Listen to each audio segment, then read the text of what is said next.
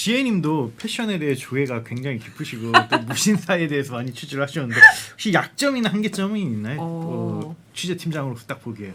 뭐 잘 말씀을 해주신 것 같아요. 그리고 그 무신사도 그걸 알고 있으니까 사실 뭐 2구 같은 데를 인수를 해가지고 이거 2구에서 사온 옷인데.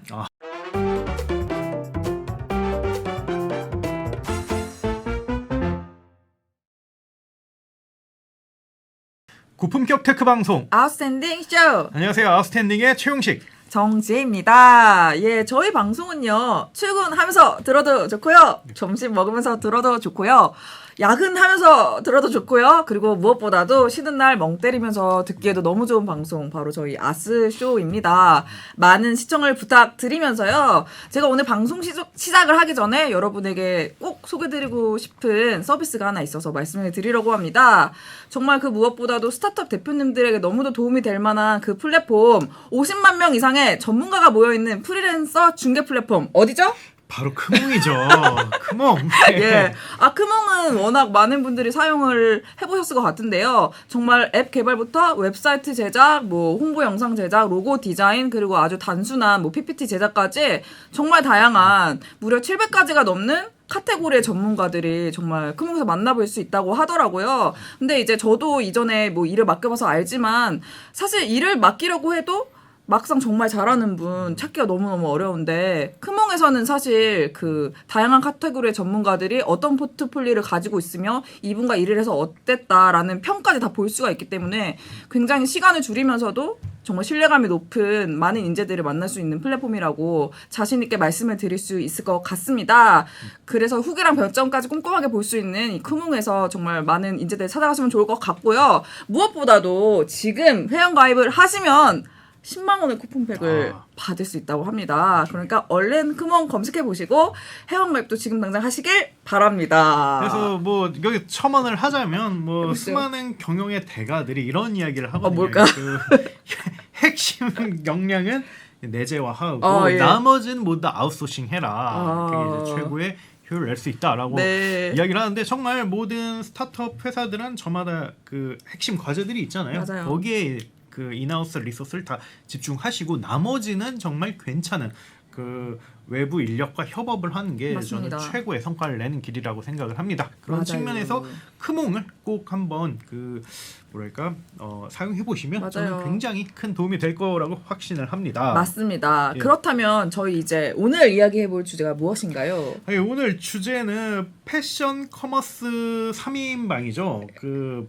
뭐랄까 그 무신사 일단 들 수가 있을 것 같고요. 그 다음에 에이블리 들 수 있을 것 같고, 지그재그 이렇게 이 세 회사를 들 수 있을 것 같아요. 이 세 회사가 그야말로 정말 머리 터지게 경쟁을 하고 있는데, 근데 여기서 얼핏 봤을 때 그 과연 누가 1등인가 이걸 한 번쯤 고민을 해보면 과연 누가 1등일까요? 근데 너무 쉽게 나올 것 같은데.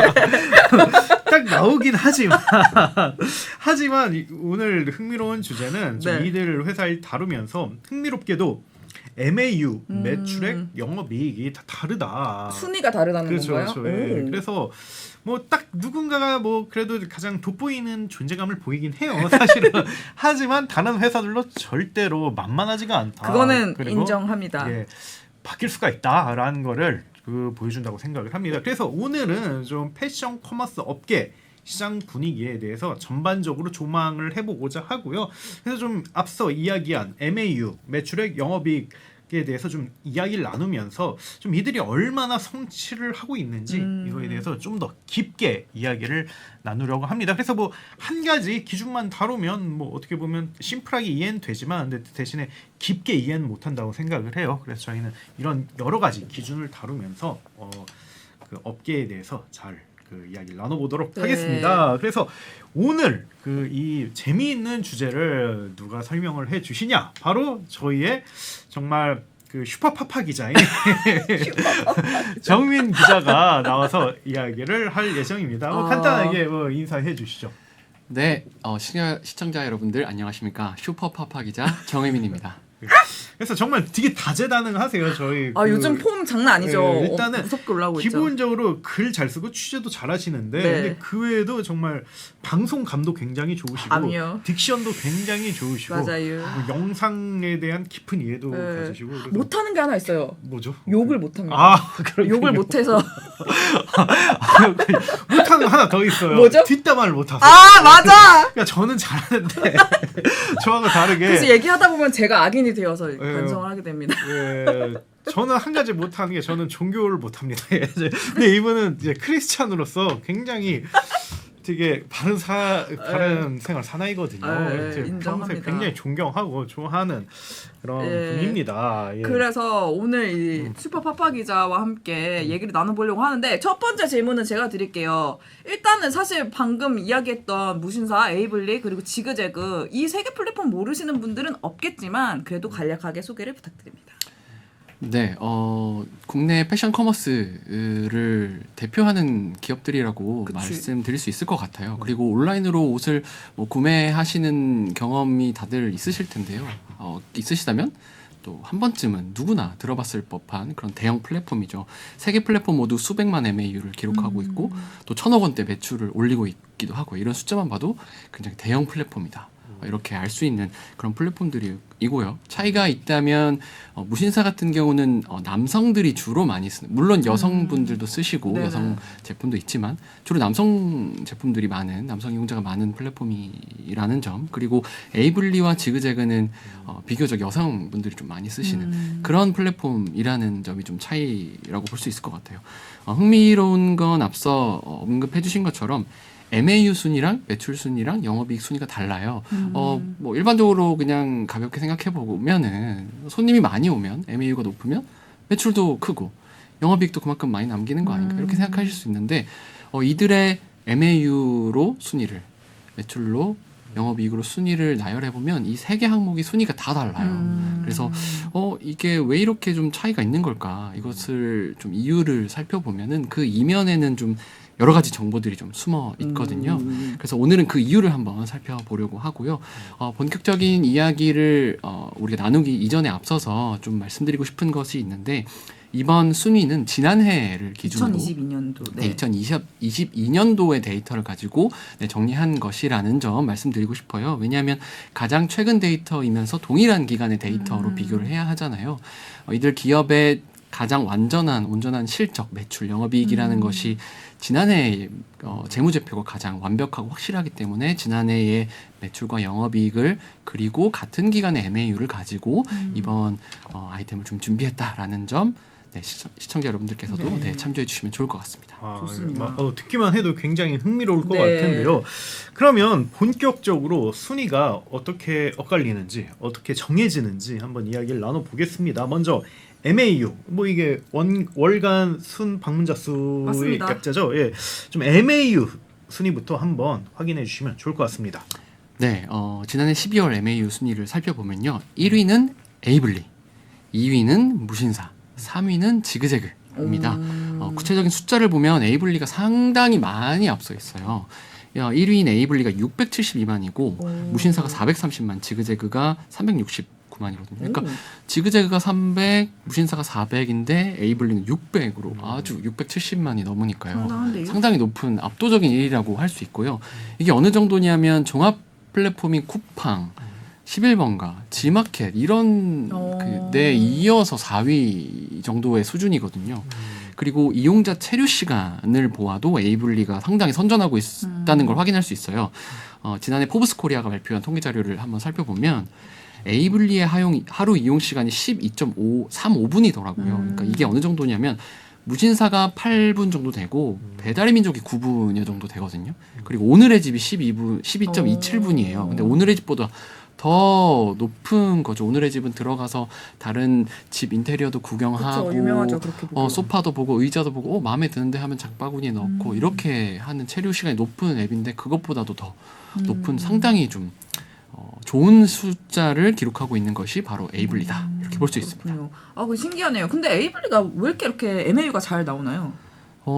에이블리가 단순하게 옷을 판매하는 그런 플랫폼을 넘어서 앱 자체를 좀 즐길 수 있는 그런 기능들을 갖추었기 때문이에요. 각종 어떤 스타일 콘텐츠나 커뮤니티 이런 것들이 굉장히 잘 활성화되어 있거든요. 그러니까 옷을 어떻게 스타일링하면 좋을지 고민이 되면 에이블리에 가는 거예요. 그래서 가령 골라줘라는 탭에 가면 제가 어떤 자켓 고민인데 어떤 치마 사려고 하는데 이거 좀 사면 좋을까요? 좀 골라주세요. 이렇게 의견을 물어보는 어떤 그런 커뮤니티가 있기도 하고, 그리고 이번 주 뭐 9월 달에 뭐 남자친구랑 데이트가 있는데 어떤 치마가 어울릴까? 내가 갖고 있는 이 치마에는 어떤 좀 셔츠가 어울릴까? 고민하면 들어가서 좀 확인하고 찾아보는 이런 것들이 매거진 형태로 콘텐츠로 잘 확인할 수 있는 이런 기능들이 되게 잘 되어 있어요. 그래서 그리고 추가로 여성 이용자가 많다라는 점도 참고할 수 있을 것 같고요. 또 1, 20대 이용자가 많다는 것이 또 에이블리 앱의 특징이기도 하거든요. 그래서 이런 점들이 다 복합적으로 작용을 해서 에이블리 앱에 자주 놀러 오고 또 오랫동안 사용하기 때문에 굉장히 높은 MAU, 높은 체류 시간을 기록할 수 있었다. 이렇게 볼 수 있습니다. 여기서 팔로잉 질문 하나 드려도 될까요? 네네. 제가 SNS 같은 거 많이 하면 에이블리 광고가 굉장히 많이 눈에 띄거든요. 네네. 혹시 MAU 중에서 광고로 만든 MAU는 없을까요? 정확하게 네. 어떤 MAU가 어떻게 만들어지는지를 사실은 좀 확인하긴 좀 어려운 것이 네. 있어요. 그래서 MAU를 공개하는 그런 각종 여러 가지 자료들을 제가 참고해서 말씀드린 것인데요. 그 업체별도 조금씩은 다 다르거든요. 그래서 한 명이 하루에 방문하는 것을 한 번 방문하기도 하고 여러 번 방문하는데 이것을 한 번으로 볼지 또 여러 번 두세 번으로 볼지 이것도 좀 조금씩 다르기도 하고요. 그래서 정확하게 광고를 통해서 발생한 MAU 혹은 어떻게 발생한 MAU 이렇게 정확하게 확인하기는 좀 어렵지만 아주 복합적으로 다양하게 모두 다 작용했다. 이렇게 볼 수 있을 것 같습니다. 하긴 뭐 체류 시간이 긴 걸 보면은 뭐 마냥 광고로만 끌어왔으면 사실 볼 거 없으면 바로 휙 나갔을 텐데 12분이 평균이면 그래도 맞습니다. 어쨌든 앱에 볼거리가 많다 요거는 확실히 증명이 되지 않았나 싶기도 하긴 하네요. 네, 검색하기 위해서도 에이블리 앱을 많이 사용한다고 하더라고요. 그래서 그런 부분들이 다 작용해서 이런 MAU가 만들어진 것으로 보이고요. 그런 부분에 있어서는 에이블리가 상당히 좀 좋은 기능을 잘 정착시켰다 이렇게 평가할 수 있을 것 같습니다. 그렇군요. 알겠습니다. 재밌군요. 뭐 여기까지 MAU에 대해서 이야기를 나눠봤는데 네. 그러면 이어서 매출 순위는 세계 플랫폼 현황이 좀 어떤가요?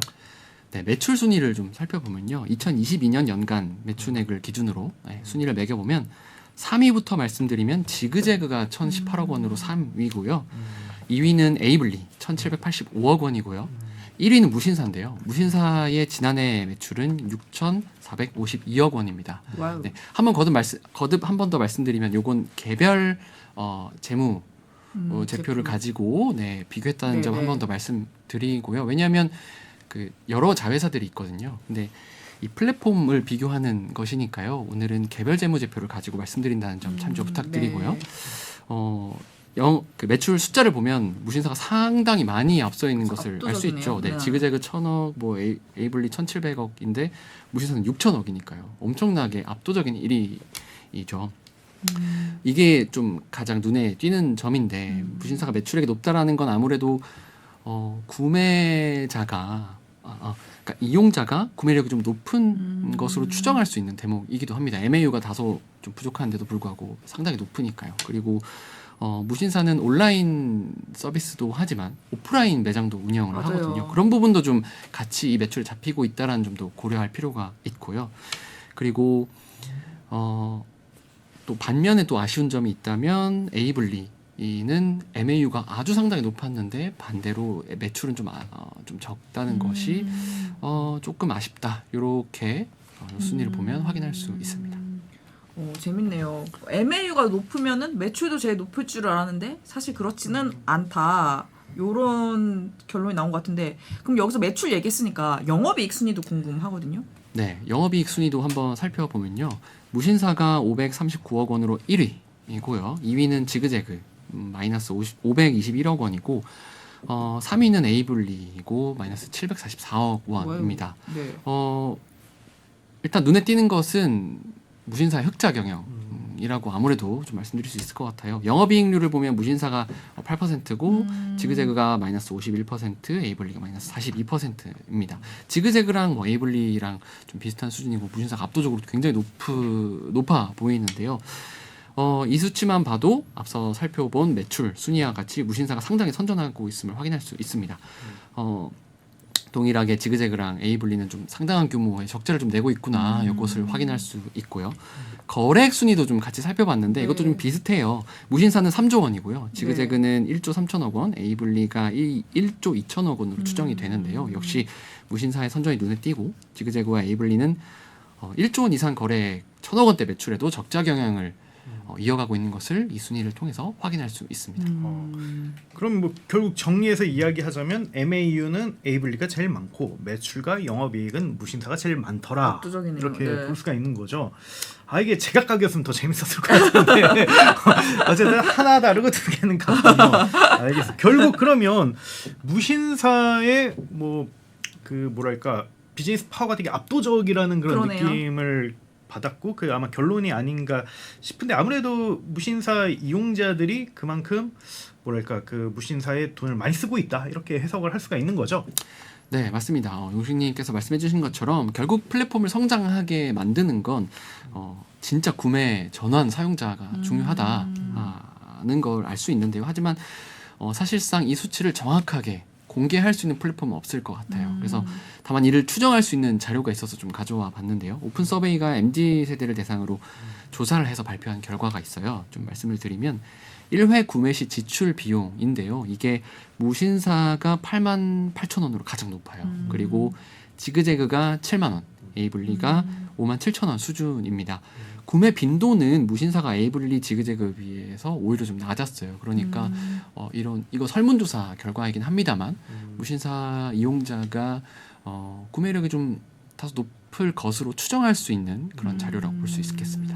근데 뭐 실제는 압도적으로 높은 거 아니에요? 근데 네. 약간 높은 건 아닌 것 같은데 그럼 이렇게 매출 차이가 나진 않을 것 네. 같은데 아마 이것보다 훨씬 더 많이 네. 그 세일즈가 되지 않나 그렇게 생각을 해봅니다. 재밌네요. 그러면은 어쨌든 의미님이 이거 취재를 하시면서 어쨌든 순위가 막 다 조금 엇갈리는 부분이 있잖아요. 왜 그렇다고 할 수 있을까요? 네, 그것이 오늘 나누어야 할 핵심 주제라고 네. 할 수 있는데요. 간략하게 한 문장 정도로 요약을 해보자면 세 개의 플랫폼이 다 똑같이 옷을 판매하는 온라인 플랫폼 같지만 사실은 다르기 때문이다. 이렇게 요약할 수 있을 것 같아요. 겉으로 보기에는 온라인에서 접속해보면 옷을 쫙 파는 그리고 살 수 있는 그런 온라인 플랫폼이지만 사실은 돈을 버는 구조, 비즈니스 구조가 다 달라요. 조금씩 다르고 또 수익을 내는 구조와 방식들도 그리고 항목들도 다 다르기 때문에 이런 차이가 날 수밖에 없다. 이렇게 요약을 해드릴 수 있고요. 이 이유를 각각의 회사가 어떻게 좀 돈을 벌고 있는지를 살펴보면 좀 이 이유를 확실하게 좀 이해할 수 있을 것 같습니다. 그러면 한번 탑티어인 무신사부터 한번 살펴볼까요? 무신사의 비즈니스 구조는 좀 어떤가요? 네, 무신사는 온라인 플랫폼 이용자 수에 비해서 매출과 영업이익이 상당히 좋은 것이 특징으로 우리가 앞서 살펴본 바 확인할 수 있는데요. 이런 실적을 낼 수 있었던 건 무신사가 단순 중개 플랫폼이 아니기 때문인데요. 무신사의 매출 비중을 좀 살펴봤어요. 살펴보면 전체 매출 중에서 상품 매출이 한 26%, 제품 매출이 한 25%, 그러니까 상품 제품 매출이 전체 매출의 한 절반 정도. 그리고 수수료 매출이 46.96%, 그러니까 한 절반 정도는 수수료 매출. 그리고 나머지 기타 매출이 한 1-2% 정도거든요. 그러니까 절반은 상품 제품을 판매하고 또 절반은 수수료로 이렇게 매출을 만들어내는 이런 기업이다. 이렇게 이해하시면 일단 좋을 것 같고요. 우선 수수료 매출을 살펴보면 이건 우리가 익히 알고 있는 그 쇼핑몰 브랜드가 무신사를 통해서 상품을 노출하고 판매를 하면 이제 무신사가 이제 수수료를 받는 요런 이렇게 얻는 수익이 바로 이제 수수료 매출이라고 이해하시면 됩니다. 외부 브랜드가 무신사에서 장사를 하고 일부를 돈으로 이제 무신사에게 내는 거죠. 무신사의 수수료는 평균 20% 중후반대로 알려져 있어요. 30%다 이렇게 알려져 있기도 한데요.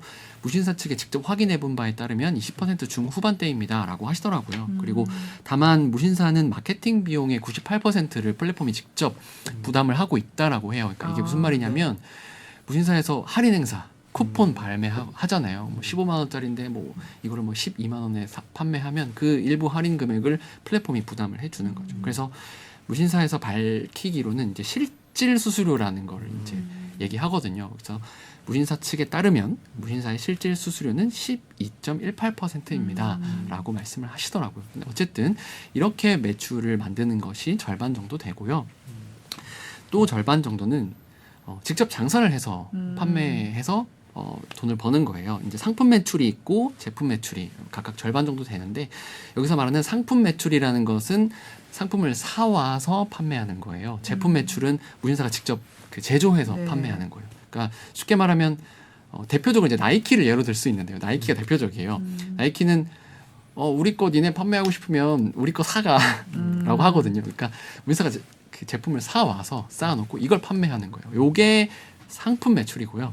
제품 매출은 이제 무신사가 직접 기획하고 만들어서 이제 판매하는 이렇게 판매하는 수익이 또 전체 매출의 또 절반을 차지하는 거예요. 그래서 무신사는 절반은 패션 커머스 플랫폼이면서 절반은 그 온오프라인 아까 오프라인도 있다고 말씀드렸잖아요. 온오프라인 온라인 다 해서 상품을 판매하는 이런 브랜드다 이렇게 이해하실 수 있을 것 같습니다. 그 방금 말씀하신 내용 중에서 이제 절반은 옷을 이렇게 온오프라인에서 직접 판다. 이거는 무신사 스탠다드 말씀하시는 거 맞죠? 네, 맞습니다. 이제 상품 매출 말고 제품 매출로 네. 한 20% 가량 내고 있는데 이게 사실상 무신사 스탠다드의 매출이라고 네. 보시면 좋을 것 같아요.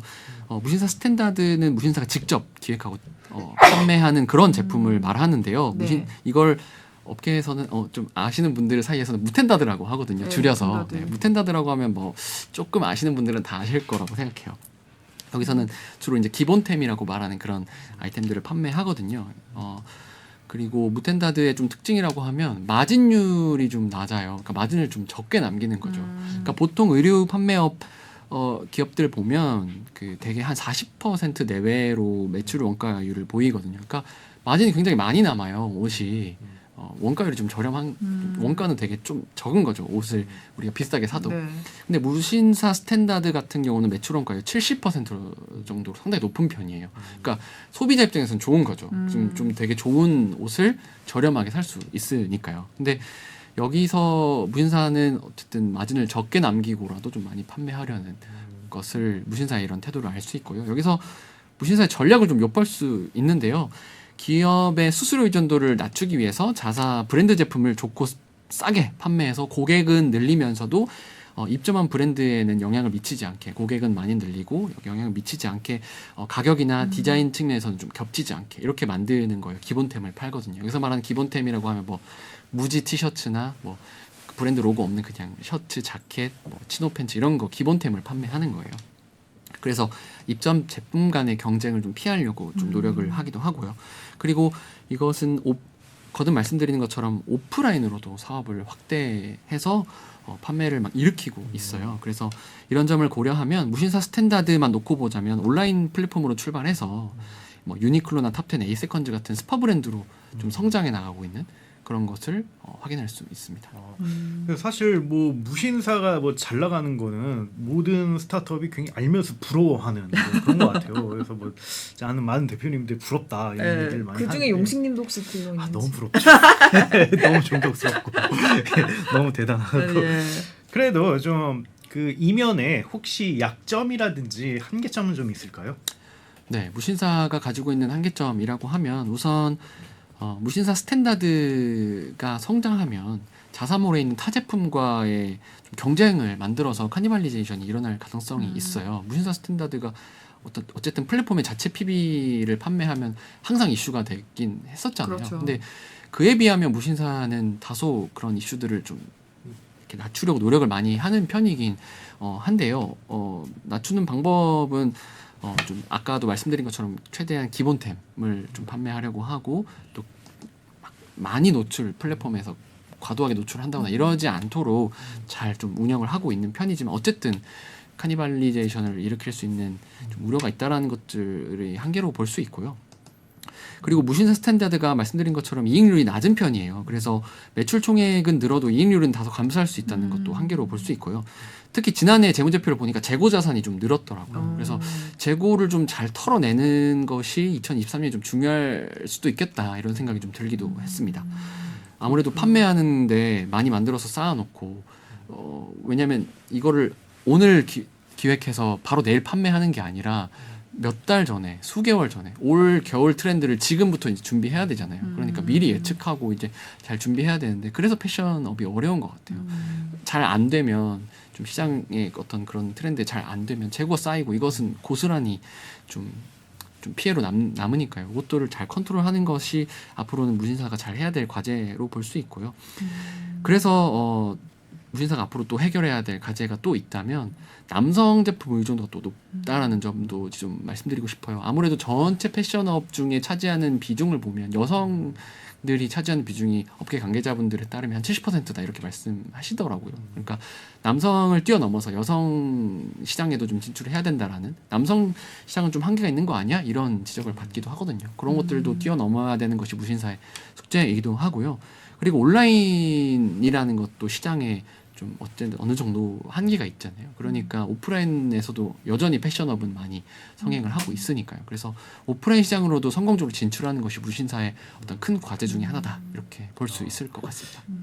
사실 지혜님도 패션에 대해 조예가 굉장히 깊으시고 또 무신사에 대해서 많이 취재를 하셨는데 혹시 약점이나 한계점이 있나요? 취재팀장으로서 딱 보기에. 뭐 잘 말씀을 해주신 것 같아요. 그리고 무신사도 그걸 알고 있으니까 사실 뭐 2구 같은 데를 인수를 해가지고 이거 2구에서 사온 옷인데. 뭐 그런 거. 이건 PPL 아닙니다. 이거 진짜 제 돈으로 사서 뭐 그거를 너무 알고 있기 때문에 예 그렇게 한 거고. 그리고 지금 아마 의미님께서는 이제 별도 재무제표로 말씀을 하셔서 언급되지 않았지만 이전에 제가 무신사 관련된 방송을 했을 때 이제 그랬었죠. 자회사 이슈들이 좀 있었죠. 그렇죠. 무신사 솔드아웃. 솔드아웃이 이제 영업이 다 깎아먹었다. 약간 이런 얘기도 했었고. 근데 사실 뭐 그게 사실이긴 하지만 이제 전반적으로 봤을 때 아주 엄청난 위험 요소라고까지는 제가 보지 않는다고 그때 말씀을 드렸던 것 같아요. 근데 무신사 같은 경우는 이제 해외 진출 이미 회사가 덩치가 커졌고 한 번 더 업을 해야 되는데 그걸 어떻게 하느냐가 문제가 아닐까 이런 생각이 저는 들기는 했어요. 근데 뭐 항상 뭐 얘기하는 거지만 기업이 커지면은 큰 폭의 성장이 점점 어려워지잖아요. 근데 무신사 한 번 더 그게 필요한 상황이 되지 않았나 싶기도 하고. 용신님 어떻게 보시죠? 저요. 저는 봤을 때 사실 무신사의 핵심 경쟁력은 플랫폼과 제품 기획 둘 다 된다는 것 같아요. 근데 좀 플랫폼은 좀 쉽지 않을 것 같다. 뭐 이런 생각이 많이 들어요. 왜냐하면 1등을 먹어야 되는데 물론 지금은 어느 정도 1등에 가까운 위치를 고수하고 있지만 뭐랄까 뭐 그 오프라인 몰이라든지 쿠팡이라든지 이런 맞아요. 이들하고 계속 경쟁을 해야 되고 그렇습니다. 그리고 뭐랄까 또 해외 진출이라든지 이런 것도 사실 국내 플랫폼을 고수하면 그게 굉장히 어렵거든요. 해외에서 무신사 똑같은 걸 만들어낼 수가 없기 때문에 네. 그래서 플랫폼적으로는 좀 되게 한계가 좀 있을 수 있을 것 같아요. 근데 제품 기획은 좀 다르거든요. 이거는 사실 품질만 좋으면 정말 쫙쫙쫙쫙 팔려 나갈 수가 있어요. 그래서 특히 우리나라 특히 전 세계적으로 뭐 K-팝이라든지 K-컬처에 대한 그런 관심도가 높아지면서 유튜브 보면 되게 한국적인 패션이 점점 늘어나는 것 같더라고요. 물론 유럽에서는 여전히 이렇게 배바지 입고 이런 걸 굉장히 싫어한다고 들었는데 그래요? 근데 지금 다 배바지 입잖아요. 네. 근데 그래서 뭐 있다고 하지만 앞으로는 계속 그런 게 좀 한국적인 게 상품이 강화될 것 같아서 저는 제품 쪽으로는 훨씬 더 저는 성장 동력이 좀 많지 않을까. 무텐다드라든지 이런 게 그래서 이런 얼핏 좀 생각을 해봤습니다. 용신 무텐다드 옷 사서 입어본 적 있어요? 저는 제 스타일 아니에요. 완전. 왜냐면 좀 제가 나이대가 있어가지고 통 되게 이렇게 와이드잖아요. 요즘 바지가 대체로. 근데 사실 무텐다는 너무 통이 넓더라고요. 근데 이게 정말 좀 마르고 좀 어린 분들은 되게 이쁘게 딱 떨어지는데 저는 나이도 있고 해가지고 좀 무텐다들 좀 부담스럽더라고요. 이게 연령대 차이인 것 같아요. 그렇군요. 네, 제가 제 주 타겟이 아니지만 결제를 하겠습니다. 뭐 아무튼 무신사 잘 하기를 바라겠고요. 그럼 지금까지 설명 잘 해주셨는데 이제는 좀 다른 기업을 살펴볼까 합니다. 일단 에이블리도 굉장히 뭐 월 활성 그 방문자 수도 굉장히 높고 여러모로 선전을 하고 있는데 여기에 비즈니스 구조는 어떤가? 네, 에이블리의 비즈니스 구조의 가장 특징을 좀 살펴보면 크게 파트너스 모델과 셀러스 모델로 나눠져 있다. 네네. 이거를 말씀드리고 싶어요. 파트너스는 판매 경험이 적거나 없는 그런 셀러분들에게 사입부터 판매, 대행까지 다 해주는 그런 구조를 말해요. 이거는 이제 예를 들면 제가 패션을 되게 잘하고 스타일링을 너무너무 잘해. 근데 사업을 하려면 진짜 사입도 해야 되고 이걸 노출도 해야 되고 판매, 결제, 뭐 배송까지 정말 엄청난 일이 많잖아요. 근데 이걸 못해서 좀 사업을 하기 어려우신 분들에게 에이블리가 그럼 우리한테 오세요. 우리가 다 해드릴게요. 당신은 와서 제품 기획만 잘 해주세요라고 하는 거죠. 그럼 나는 스타일링을 잘하니까 이렇게 딱 하면 나머지를 다 에이블리가 해주는 그런 구조라고 보시면 됩니다. 이거는 수익이 잡히면 그 중에 10%를 셀러들에게 주고 나머지는 이제 플랫폼이 가져가는 방식으로 운영이 되고 있어요. 아무래도 이제 플랫폼이 거의 다 일을 해주다 보니까 좀 비중이 높은 그런 구조가 하나 있고요. 또 하나는 이제 셀러스인데요. 셀러스는 다른 플랫폼이랑 좀 동일하게 입점한 셀러들이 플랫폼에 지불하는 수수료를 말하는데요. 이건 중개 서비스이기 때문에 수수료가 좀 낮습니다. 현재 에이블리의 입점 페이지를 보면 플랫폼 수수료는 3%, 결제 수수료 3.96% 이렇게 안내가 되어 있습니다. 그렇군요. 좀 에이블리의 그러면 좀 실적은 어땠나요? 좀 지난해 기준으로 분명히 뭐 잘한 부분도 있고 아쉬운 부분도 있을 것 같은데 그에 대해서도 설명을 해주면 굉장히 좋을 것 같습니다. 네, 에이블리의 매출 성장세를 일단 보면 상당히 좋습니다. 특히 지난해 2022년 매출이 전년 대비 90% 이상 커졌거든요. 거래액은 1조 원을 넘어섰고 또 이제 2천억 원대 매출을 볼 만큼 성장세는 상당히 좋습니다. 다만 앞서 순위에서 확인된 것처럼 에이블리의 상황은 높은 MAU 비해서 영업이익이 다소 아쉽다는 것이죠. 우선 MAU가 높은 건 앞서서 계속 언급했던 것처럼 기술력이 굉장히 좋고 그래서 이용자가 계속 유입하기에 만들었기 때문에 가능한 일이고요. 트래픽을 많이 일으킨다는 건 그 자체로 좋은 일이기도 하지만 사실 이건 필연적으로 전환율이 낮아진다는 결과를 만들기도 하잖아요. 그래서 아주 정확한 수치를 우리가 알 수는 없지만 대체로 구매력이 낮은 유저들이 많다라고 추정할 수 있는 대목입니다. 여러 조사에서 알 수 있는 것처럼 20, 20대 여성들이 많이 이용하고 있다라는 것도 같은 좀 이런 것도 좀 작용을 하고 있는 것으로 보여지고요. 그리고 특히 매출액이 크기도 하지만 적자 규모도 굉장히 크기 때문에 그만큼 영업이익률이 낮아서 비용 구조를 좀 개선하는 것이 좀 필요한 것 아닌가 이런 생각이 들게 만드는 숫자들입니다. 그래서 작년에 적자 740억 원이라고 네, 이렇게 맞아요. 이야기하셨는데 그건 진짜 좀 많은 것 같긴 해요. 많죠. 이거를 네. 특히 요즘 같은 시대에는 네. 감당할 수 있을까? 뭐 해서 좀 어느 정도 개선이 필요하지 않을까 뭐 이런 맞습니다. 생각이 얼핏 듭니다. 근데 정말 대체 왜 이렇게 적자가 많이 나는가? 돈을 어디다 많이 쓰는가? 이건 좀 궁금하긴 하네요. 네, 지난해 재무제표를 좀 살펴보면 일단 지급 수수료가 894억 원으로 전체 비용의 49%를 차지합니다. 그리고 매출 원가가 705억 원이고 매출 원가율이 39%인데 여기 경정사에 비해서는 좀 다소 높은 수치라고 할 수 있어요.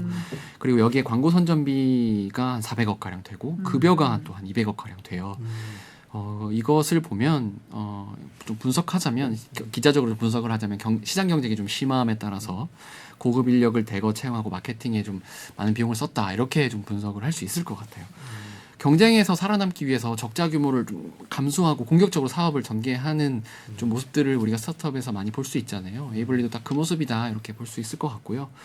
그리고 여기서 에이블리의 좀 구조적인 한계를 좀 보자면 기본적으로 동대문 옷이 많기 때문에 원가율을 낮추기가 상당히 좀 어렵은 것이 사실이에요. 네. 그만큼 수수료를 올리기는 또 쉽지가 않죠. 하지만 고객은 고관여층이 많고 또 에이블리 외에 또 다른 선택지가 존재를 또 한다 이렇게 볼 수 있잖아요. 그쵸, 에이블리가 그쵸. 없으면 또 다른 데 가면 되니까요. 그래서 광고를 또 충분히 돌려야지 우리 에이블리가 더 좋아요라고 이렇게 많이 알려야지 모객을 할 수 있기 때문에 또 그래야 또 사람들을 많이 또 끌어들일 수 있고 셀러들을 또 많이 또 확보하는 것이 중요하잖아요. 그래서 셀러들에게 또 좋은 조건을 내걸어야지 또 하기 때문에 비용 컨트롤하는 것이 썩 쉽지 않은 구조인 것이 사실이다 이렇게 보여집니다. 주주분들이 별로 안 좋아하겠네요. 근데 뭐 나름 개선의 노력을 한다고 하는데 이건 뭐 나중에 좀 더 얘기를 네, 하면 더 좋을 것 좋습니다. 같습니다. 예. 그러면 우리 여태까지 예. 에이블리 살펴봤는데 그 다음 살펴볼 회사가 있잖아요. 예, 지그재그인데 맞습니다. 좀 지그재그의 서비스 구조에 대해서도 좀 말씀해 주시면 좋을 것 같습니다. 네, 지그재그의 비즈니스 모델 매출원을 한번 확인해 보면 비교적 단순하게 좀 나와 있긴 합니다. 재무제표상에 확인되는 건 우선 국내 매출이 96.5%로 사실상 전체 매출의 대부분을 차지하고 있다는 점을 확인할 수 있고요. 매출원의 대부분은 서비스 매출인 것으로 확인이 됩니다. 여기서 말하는 서비스 매출이라고 하면 입점한 매체로부터 얻는 수수료, 광고 비용을 뜻합니다. 즉 브랜드가 플랫폼에 입점해서 매출이 발생하면 수수료를 플랫폼이 내는 이런 우리가 익히 알고 있는 그런 구조라고 볼 수 있고요. 그리고 광고 상품을 이제 구매를 해서 그 플랫폼 내에서 자사 제품을 알리는 이런 비용도 매출로 잡히고 있는 것을 우리가 확인할 수 있고요.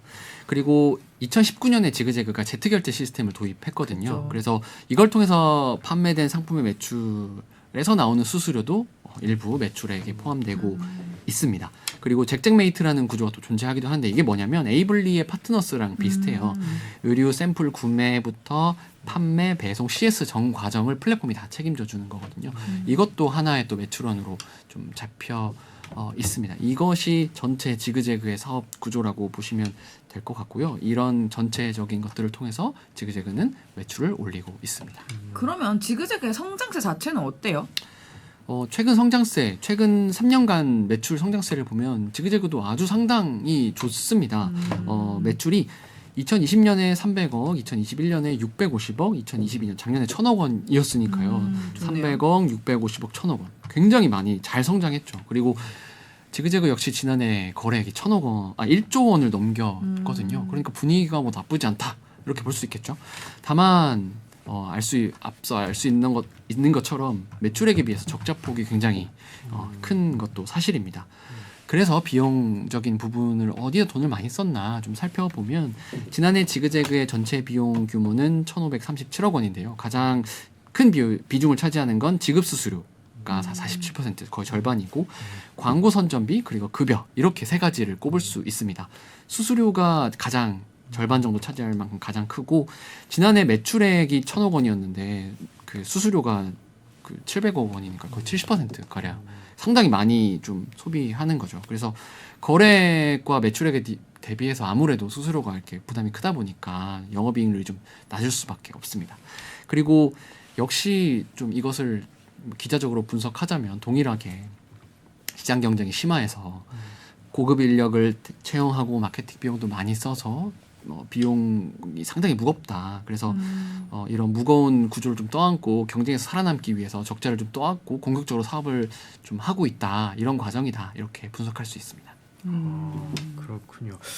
뭐 지금까지 세계 회사에 대해서 전반적인 그런 설명 뭐 이렇게 해주셨는데 굉장히 되게 네, 디테일하게 쏙쏙 이야기해 들어오네요. 주신 것 같습니다.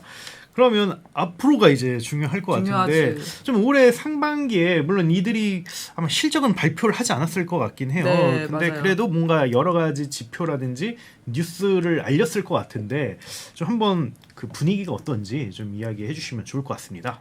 네, 말씀 주신 것처럼 좀 아쉽게도 뭐 분기별 혹은 뭐 상반기 전체 뭐 재무제표나 이런 것들을 세 개의 플랫폼 다 공개를 하진 않았어요. 네, 뭐 그래서 상장사는 아니니까. 맞습니다. 네네네. 그래서 조금 아쉽지만 어쨌든 요즘 분위기가 어떤지 좀 기업에서 발표한 자료들이 어떤 것들이 있는지 한번 쭉 훑어봤는데요. 우선 지그재그는 1분기 매출액이 전년 동기 대비 70% 증가했다 이렇게 발표를 했더라고요. 그리고 거래액은 전년 동기 대비 15%가량 증가했습니다. 이렇게 전했습니다. 그리고 같은 기간 MAU 등 트래픽도 약 한 20% 정도 증가를 했다고 해요.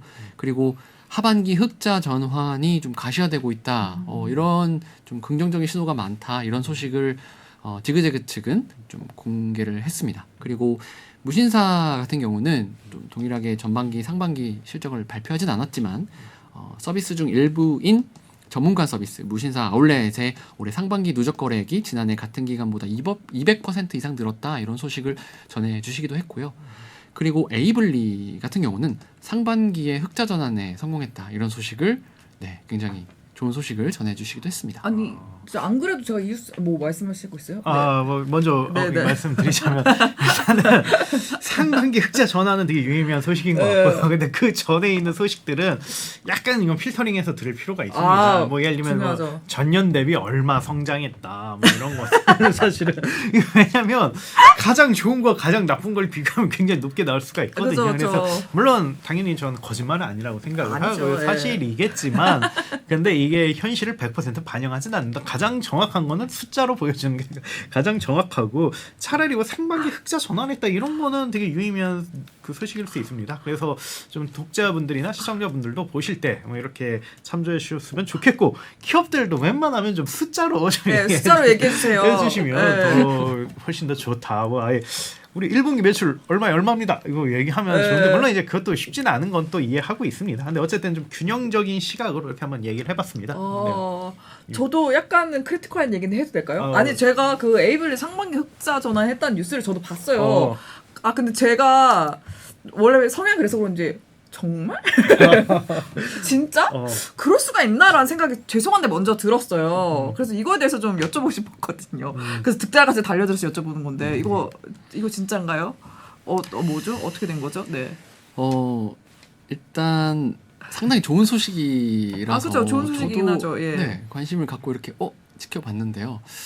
좀 일단 우선 네. 어떤 소식이 전해졌는지 네, 그거 먼저 일단 얘기해 주시죠. 자세하게 한번 말씀을 예. 드려볼게요.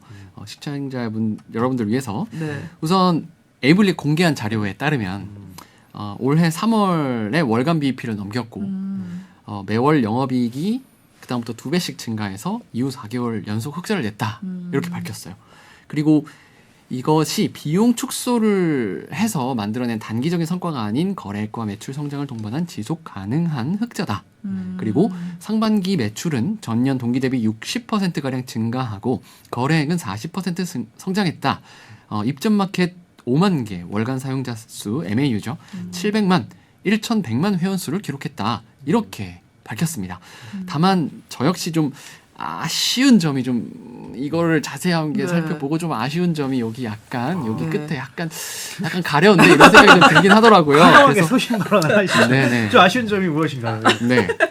저 이것을 보고 제가 아쉬운 여기가 가려운데 여기 가려웠던 점을 한번 말씀을 드려보자면 네, 한번 셀프로 긁어보시죠. 예, 한번 긁어보도록 하겠습니다. 가장 아쉬웠던 부분은 앞서 말씀드린 요게 전부라는 점이에요. 네, 그러니까 우리가 흑자를 전환했다라는 근거가 매출액이 상승했습니다. 영업이익 좋아졌습니다라는 게 전부라는 건데 기자로서 중요한 건 사실 어떻게 영업이익률을 좋게 만들었느냐거든요. 그러니까 거래액과 매출액의 증가가 사실 이 영업이익률을 높이는 근거가 아니잖아요. 그러니까 매출액이 아무리 높아도 적자는 적자대로 날 수 있으니까 이 흑자를 만드는 것도 다른 문제거든요. 그래서 어떻게 흑자를 만들었는지가 빠져 있는 것처럼 느껴졌어요. 예를 들면 구체적으로 뭐 마케팅 기술이 엄청난 마케팅 기술을 도입해서 돈을 전혀 안 썼는데도 엄청난 마케팅 효과를 뭐 냈다거나 혹은 뭐 어떤 새로운 구조를 도입했는데 이게 뭐 수수료 부담을 확 낮췄다 이것 때문에라던가 혹은 이익률이 상당히 좋은 엄청난 새로운 비즈니스 모델을 적용해서 이거를 다 커버했다라던가 이런 좀 근거가 필요한 거잖아요. 그런데 이번에 밝힌 자료에는 그 정보를 확인할 수가 없었어요. 그러니까 좀 다 실적이 좋아져서 흑자가 났습니다 정도였거든요. 그래서 좀 실배를 가지고 좀 추정을 해보자면 네. 거래액이 상당히 늘었고 또 그만큼 시장 지배력이 엄청나게 생겨서 고객과 셀러들의 충성도가 엄청 높아진 거예요. 그러면 이를 바탕으로 마진폭을 플랫폼이 조절할 수 있는 능력이 생기고 그러면 이제 비용 자체가 크게 늘어나면 셀러들도 플랫폼에 낼 수 있는 돈이 100만 원 벌다가 1000만 원 벌면 한 10%는 떼줘도 되겠 뭐 이렇게 되는 거죠. 그렇다면 좀 플랫폼 입장에서도 비용을 마케팅이나 이런 것도 훨씬 덜 써도 되니까 그러면 흑자 전환을 했을 수도 있지 않을까 보여지긴 한데 사실 이번에 발표한 자료 가지고는 이렇게 추정하기는 조금 어렵다. 그래서 저도 좀 갸우뚱 의문이 들어서 네. 업계 관계자분들에게 자문을 좀 구했어요. 몇몇 여러분에게 좀 자문을 구했는데 에이블리가 지난해 앞서서 우리가 계속 언급한 것처럼 적자폭이 워낙 커서 이게 상반기에 이렇게 갑자기 이렇게 흑자가 되는 게 이게 쉬웠을까요? 이렇게 좀 갸우뚱 하시는 분들이 좀 많이 있으시더라고요. 그리고 어떤 분은 또 이게 어떻게 가능한지 저는 잘 모르겠어요. 이렇게 좀 부정적인 언급을 코멘트를 해주신 분도 있었습니다. 제가 의미님 이야기를 자세히 들어보니까 네. 시니컬한 것 같아요. 그래서 좀 믿어야 됩니다. 이거 흑자라는데 저희 이제 믿는 걸로 하시죠. 네. 설마 기업이 거짓말 했겠습니까? 그래서 저는 적극적으로 저는 에이블리를 믿고 싶고요. 근데 다만 이걸 제가 이렇게 얘기했으니까 저를 지켜주셔야 돼요. 에이블리 측에서. 만약에 내년에 딱 그 실적 보고서 나왔는데 적자다라고 하면 제가 뭐가 됩니까? 제가 꼭 만약 제가 이렇게 한번 변호를 해줬으니 이걸 꼭 지켜주셔야 됩니다. 만약에 내년에 적자다라고 하면 좀 곤란해요. 저희 사이 멀어집니다. 그렇기 때문에 꼭 그걸 지켜주시길 바랍니다. 뭐 거의 반 농담이었고요. 사실은 뭐 말씀하신 게 분명히 저는 합리적인 저는 그 분석이시고 추론인 것 같아요. 그래서 또 그리고 에이블리도 뭐 충분히 뭐 지속적이면 제일 좋겠지만 뭐 좀 어느 정도 개선하지 않았을까 그렇게 생각합니다. 네. 어쨌든 결론은 중요한 것은 2023년도의 실적이다. 이거 아니겠습니까? 네, 맞습니다. 앞서 말씀드린 것은 사실 근거가 좀 부족해 보이는데라는 정도고요. 사실은 진짜 어떻게 만들었는지는 내년에 재무제표가 공개가 되면 어떻게 흑자를 만들었는지를 확인할 수 있잖아요. 지금으로선 좀 알 수 없다라는 정도고요. 정확한 건 내년 상반기쯤 되면 2023년도 전체 실적이 나오잖아요. 그것을 보면 에이블리가 어떻게 이렇게 흑자를 만들어냈구나라는 걸 확실히 알 수 있을 것 같아요. 그것을 보면 제가 잘 분석해서 또 기회가 되면 또 기사와 방송으로 또 전달을 해드릴 수 있도록 하겠고요. 또 오늘 또 전체 방송을 또 보신 분들이라면 패션 플랫폼의 하반기 행보를 좀 살펴보실 때 어떻게 좀 보면 좋을지를 좀 아시지 않을까 싶어요. 그래서 이것들을 잘 이해하시고 앞으로 우리 다 같이 이들 패션 커머스 플랫폼이 하반기에 어떤 행보를 보일지 함께 좀 잘 지켜보면 좋을 것 같고요. 저도 관심 있게 좀 지켜보면서 특히 또 내년 실적이 나오면 잘 분석해서 기회가 된다면 기사와 또 방송을 통해서 잘 전달 드릴 수 있도록 하겠습니다. 좋은 봉합이었다. 그래서 팔로잉 해주시면 굉장히 좋을 것 같습니다. 그래서 아쉽게도 이렇게 시간이 됐습니다. 오늘은 패션 플랫폼 회사들 새 업체죠. 에이블리, 무신사, 지그재그에 대해서 좀 이야기를 나눠봤는데 되게 복합적으로 정말 분석을 잘 해주신 것 같아요. 그래서 너무 감사하다는 말씀을 드리고 싶고요. 그리고 여기서 한 가지 좀 말씀을 드릴 게 있는데요. 말할까 말까 하다가 말씀드렸는데 하기로 했나요? 제가 다음 주부터는 메인 MC에서 제가 빠집니다. 그래서 물론 이제 아예 뭐 안 나오는 건 아니고요. 가끔씩 패널로 나올 것 같아요. 그래서 좀 가끔일까요? 지혜님이 자주 부르면 나와야죠.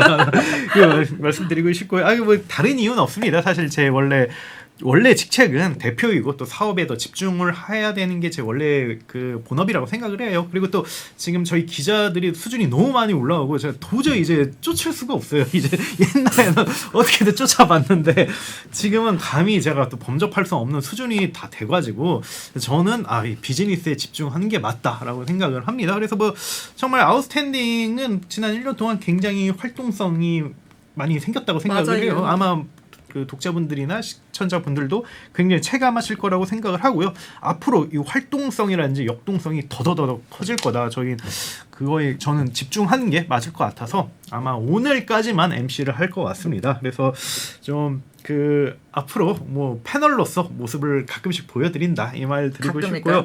또 이제 지혜님의 원톱 체제로 가서 훨씬 더 잘 되지 않을까 그렇게 저는 생각을 합니다. 이상 뭐 너무 아쉬워서 눈물이 날 거. 근데 왜 이렇게 좋아하시니? 좋아하다뇨. 사람은 곡해하네요. 뭐 워낙 또 저희는 또 지금까지 콤비로서 잘 맞춰서 서로 좀 아쉬움이 있죠. 알겠습니다. 그래서 앞으로 아웃스탠딩은 제가 빠져도 더 흥미로운 주제, 더 재밌는 주제 가져올 것이고요. 그러면 좋아요, 구독, 알림 설정까지 꾸준히 부탁을 드립니다. 그러면 저희는 또 다음 이 시간에 인사를 드리도록 하겠습니다. 여기서 마무리하겠습니다. 감사합니다. 감사합니다.